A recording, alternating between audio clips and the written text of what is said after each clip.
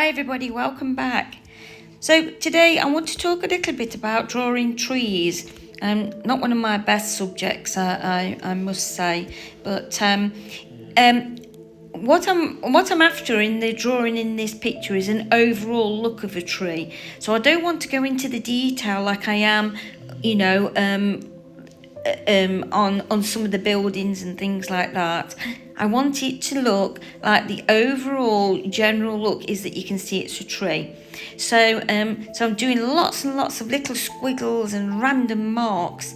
I slow it right down in a minute and you can see exactly what I'm doing. But obviously later on, if you get the general outline like what there is here, then towards the center of the tree, it's going to be much darker, which I will add on the next video.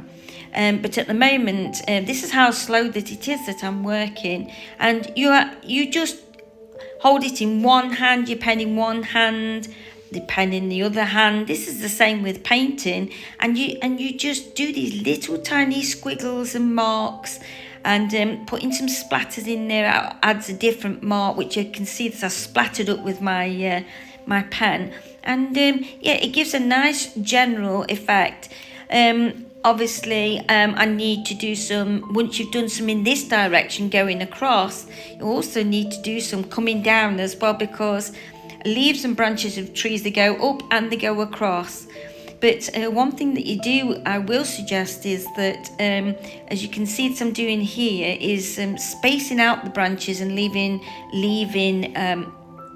areas that's, in between, like bold areas, if you like, that you can then later go in either across the branch or around the branches with your fake leaves, as I would say.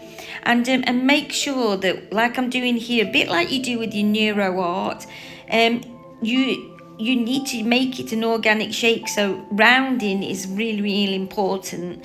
Branches are never very straight, they're always slightly rounded. So like when you did your neuro art and you did your connections, it's ideal to be practicing that, because this is where your neuro art comes from. This is how it all, it's the organic shapes, and it's the lovely feeling that you get while ever you're drawing trees and things. It gives you a feeling like that, almost like that you're there. So as you work up your trunk of your tree, obviously towards the bottom, any marks that you make on the bottom of the tree are going to be darker. Sometimes the bottom of the tree can be damp, and the marks that you make on the tree itself, on the trunk, they're going to be larger, and they're going to get smaller as they come towards the top. Obviously with this tree, I want to bring it right across, because I'm adding a sense of countryside now. A little bit of like Red River, really. I've got some photographs that I'm working from that I've taken when I went down Red River. So that's making it all really nice. And then I'm just taking my time and enjoying it. And who knows what else will appear. In the foreground, I've put in some rocks and some plants that that I've seen as I've walked around Red River, and flowers and little bits and bobs, because it's very green down there at the moment, and it's really green and very full. And you need to be able to bring that in, and I wanted to bring that in on this side of the large drawing. And so here I'm zooming in now, so you can just see what I've been doing so far and coming across. And you can see from a general look, it's starting to come.